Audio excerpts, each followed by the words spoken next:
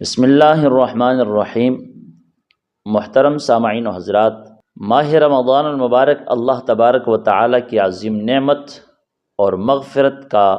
موسم بہار ہے۔ اس مہینے میں جنت کے دروازوں کو کھول دیا جاتا ہے اور جہنم کے دروازوں کو بند کر دیا جاتا ہے اور شیاطین کو قید کر لیا جاتا ہے، اور اس ماہ مقدسہ میں ایک ایک نیکی کئی گنا اجر و ثواب میں بڑھ جاتی ہے۔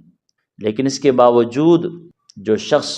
اس ماہ رمضان میں اپنی مغفرت نہ کروا سکے،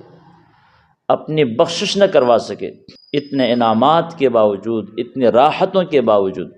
اتنی رحمتوں کے باوجود، جو شخص اپنی بخشش نہ کروا سکے اور جس شخص کی بخشش نہ ہو سکے، اس سے بڑا بد نصیب کون ہوگا؟ اس حوالے سے حضور رحمت کونین صلی اللہ تعالی علیہ وسلم کا فرمان عالی شان میرے سامنے موجود ہے۔ حضرت کعب بن عجرہ رضی اللہ تعالیٰ عنہ فرماتے ہیں کہ نبی کریم صلی اللہ تعالی علیہ وسلم نے ارشاد فرمایا، احضر المنبر فحضرنا، فرمایا صحابہ ممبر شریف کے پاس جمع ہو جاؤ، فرماتے ہیں ہم سب وہاں جمع ہو گئے۔ فلما رقی درجۃ فقال آمین، ثم رقی درجۃ فقال آمین، ثم رقی درجۃ فقال آمین۔ فرماتے ہیں نبی پاک صلی اللہ تعالی علیہ وسلم جب ممبر کی پہلی سیڑھی پہ چڑھے تو فرمایا آمین، پھر دوسری سیڑھی پہ قدم مبارک رکھا تو فرمایا آمین، پھر تیسری سیڑھی پہ قدم مبارک رکھا تو فرمایا آمین۔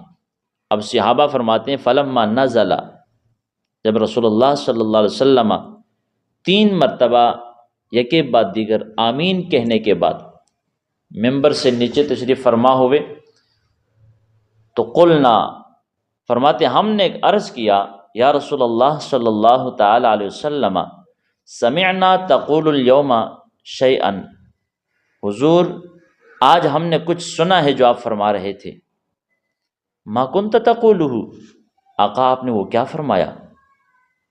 تو نبی پاک صلی اللہ تعالی علیہ وسلم نے فرمایا قال ان جبریل علیہ الصلاۃ والسلام عرض لی، فرمایا کہ بے شک جبریل علیہ الصلاۃ والسلام میرے پاس حاضر ہوئے، فقال، اور کہا بعد من ادرک رمضان فلم یغفر لہ، اے محمد صلی اللہ تعالی علیہ وسلم وہ شخص ہلاک ہو گیا جس نے رمضان کو پایا، فلم یغفر لہ، اور اس کی بخشش نہ ہو سکی۔ تو آقا علیہ الصلاۃ والسلام فرماتے ہیں قل آمین، اتنا کہہ کر جبریل علیہ الصلاۃ والسلام نے نبی رحمت صلی اللہ علیہ وسلم سے عرض کیا یا رسول اللہ آپ آمین کہہ دیجیے۔ فقلت آمین، حضور فرماتے میں نے آمین کہہ دیا۔ دوستان گرامی قدر، کتنا بد نصیب ہو وہ شخص کہ جس کی ہلاکت کے لیے دعا حضرت جبریل علیہ الصلاۃ والسلام کریں، اور اس دعائے جبریل پر نبی پاک صلی اللہ تعالی علیہ وسلم امام الانبیاء خود آمین کہیں۔ جس کے خلاف جبریل کی دعا ہو، فرشتوں کے سردار ہیں، اور اس دعا پر جس کی آمین نبیوں کے سردار کی ہو، اس سے بڑا بدبخت اور بد نصیب کون ہو سکتا ہے؟ دوستان گرامی قدر، اس ضمن میں چند گزارشات عرض کر دینا چاہتا ہوں کہ اتنی محرومی رمضان پانے کے باوجود بھی اتنی محرومی کیوں ہے؟ کس وجہ سے اتنا بڑا محروم رہ گیا وہ شخص کہ جس کی بخشش نہ ہو سکی؟ کس عمل کی وجہ سے اور کس غفلت کی وجہ سے وہ اتنے رحمتوں اور برکتوں اور مغفرت سے وہ محروم رہا؟ تو یاد رکھیے، پہلی محرومی روزہ رکھ کر بھی گناہوں سے باز نہ رہنا، یہ ایسا عمل ہے کہ جو رمضان میں بھی بخشش سے حضرت انسان کو محروم رکھتا ہے۔ نمبر 2، نماز کی پابندی نہ کرنا اور نماز تراویح کو چھوڑ دینا، فرائض کو چھوڑ دینا اور قیام اللیل کو چھوڑ دینا، یہ غفلت ہے انسان کی جس کی وجہ سے اتنا بڑا محروم ہوا۔ نمبر 3، زبان اور نظر کی حفاظت نہ کرنا، زبان اور نظر کی حفاظت نہ کرنا، اس عمل کی وجہ سے رمضان پانے کے باوجود بھی بندہ محروم رہ سکتا ہے۔ نمبر 4، والدین اور لوگوں کے حقوق کو پامال کرنا، پورا نہ کرنا، ادا نہ کرنا، یہ ایسا عمل ہے کہ جس کی وجہ سے رمضان کے برکتوں سے بندہ محروم رہ سکتا ہے۔ نمبر 5، روزہ رکھ کر بھی کینہ، بغض اور حسد کو دل میں بسائے رکھنے والا ایسا شخص بھی رمضان کے برکتوں سے محروم رہ سکتا ہے۔ تو یہ 5 محرومیاں، 5 اعمال ایسے کہ جن کی وجہ سے رمضان پا کر بھی محرومی ہوتی ہے، وہ آپ احباب نے سماعت کی۔ اب ان کے برعکس ہم ماہ رمضان المبارک کو پا کر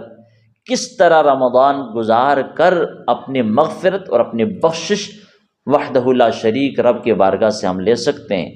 تو اس حوالے سے چند ایک اعمال وہ بھی آپ سماعت کیجیے۔ مغفرت پانے کے آسان طریقے جو رمضان میں وہ یہ ہیں۔ نمبر 1، سچی توبہ کرنا اور کیے ہوئے گناہوں پر ندامت کا اظہار کرنا رب کی بارگاہ میں۔ یہ ایسا عمل ہے کہ ماہ رمضان کی مقدس ساعتوں میں، ان بابرکت لمحات میں ہماری بخشش و مغفرت ہو سکتی ہے۔ نمبر 2، نماز اور تراویح کی پابندی کرنا، اس کی وجہ سے اہتمام کرنے سے بخشش اور مغفرت ہو سکتی ہے۔ نمبر 3، قرآن کریم سے رشتہ محبت کو جوڑے رکھنا، باقی ایام میں بھی، باقی زندگی میں بھی قرآن کی تلاوت سے محبت کرنی چاہیے، لیکن چونکہ رمضان المبارک ہے تو باقی دنوں کے بنسبت کثرت کے ساتھ تلاوت کی جائے اور قرآن کریم کے احکامات پہ غور کیا جائے، کثرت سے درس و تدریس قرآن کا جاری اور ساری رہے، اور قرآن کو کے درس و تدریس کو، تعلیمات کو، احکامات کو سماعت کرنا، اس پر عمل کرنے کی کوشش کرنا، یہ قرآن سے رشتہ محبت ہے۔ اور نمبر 4، کثرت استغفار اور درود شریف، جس کی وجہ سے رمضان المبارک میں انسان اپنی مغفرت اور بخشش کروا سکتا ہے، کہ کثرت استغفار کرتا رہے اور کثرت سے آقا کریم رؤوف الرحیم صلی اللہ علیہ وسلم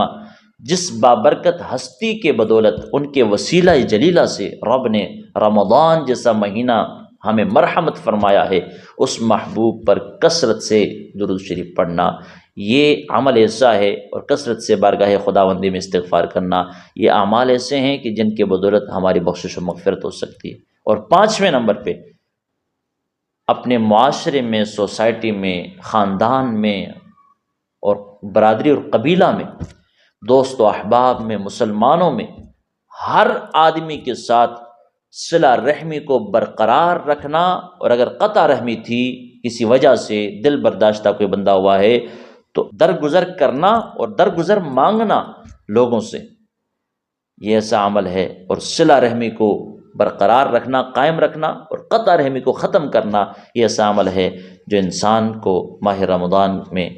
بارگاہ خداوندی سے بخشش اور مغفرت دلوا سکتا ہے۔ رب کریم ہم سب کو عمل کرنے کی توفیق عطا فرمائے۔